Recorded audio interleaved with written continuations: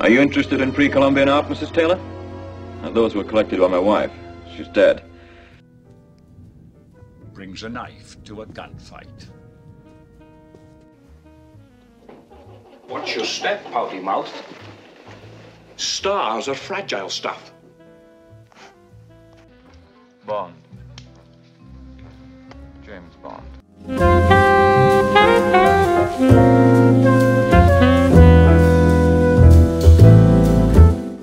So as you all know by now, the news came through that Sean Connery died at the age of 90 in his sleep in his home in Nassau in the Bahamas. And I thought I'd put a few things and a few thoughts together about Connery and about his impact on cinema and me as a cinephile. For people in my generation, Sean Connery was our James Bond, and the impact that the James Bond series had on popular culture and on cinema culture is immense. It was bigger than the Marvel Cinematic Universe ever was.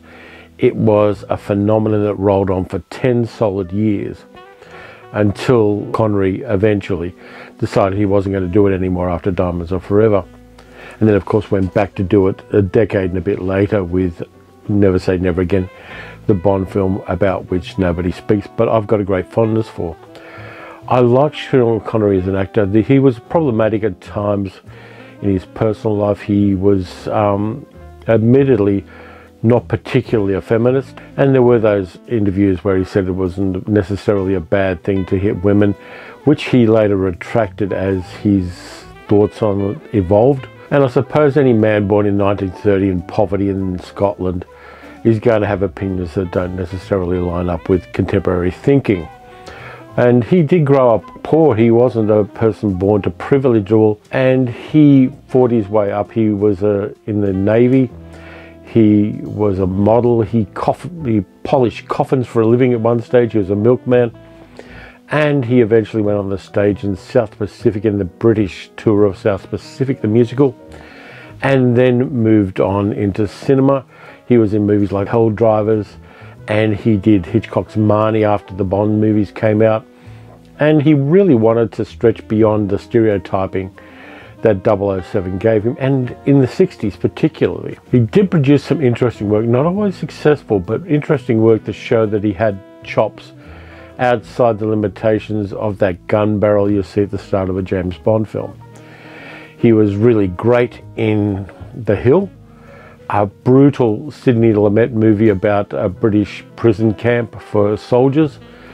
He was less successful but interesting as hell in a comedy called A Fine Madness that he did with Joanne Woodward, where he played a mad American poet, which I have an inordinate fondness for. I really like that movie. He went on, of course, to do many things in the 1970s. He did The Offense, he did Ransom, he did Zardoz, which is probably not his best work, but nonetheless is quite an interesting film. And then, of course, he won the Oscar for The Untouchables. And then he went on to do, of course, the Indiana Jones movies, which I think Sean Connery gave more to than the movies gave to him. Right up until the end of his career, he was doing interesting work. Last movie he did, unfortunately, was The League of Extraordinary Gentlemen, which was an intellectual property that was totally pissed away. He was charismatic as hell. He just, when he was on the screen, you weren't looking at anybody else. And he was smart enough to want to do a range of different roles. He didn't always play the hero. There were times, particularly in movies like The Offense, where the character he's playing is psychologically complex and damaged. Of course, he also did The Man Who Would Be King for John Huston, along with his mate Michael Caine. And that in itself is a phenomenal film. I think I might add that one to the list of movies to cover on the channel. But yeah, for me though, Sean Connery was my James Bond.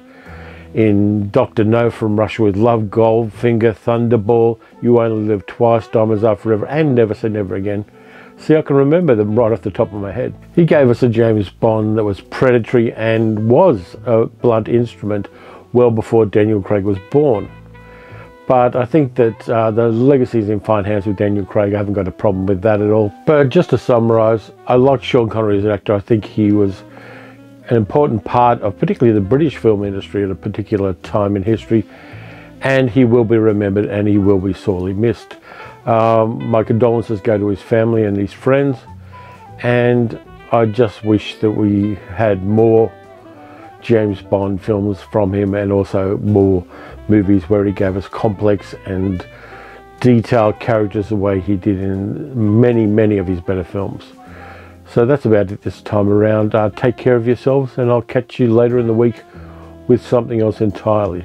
I'll see you then.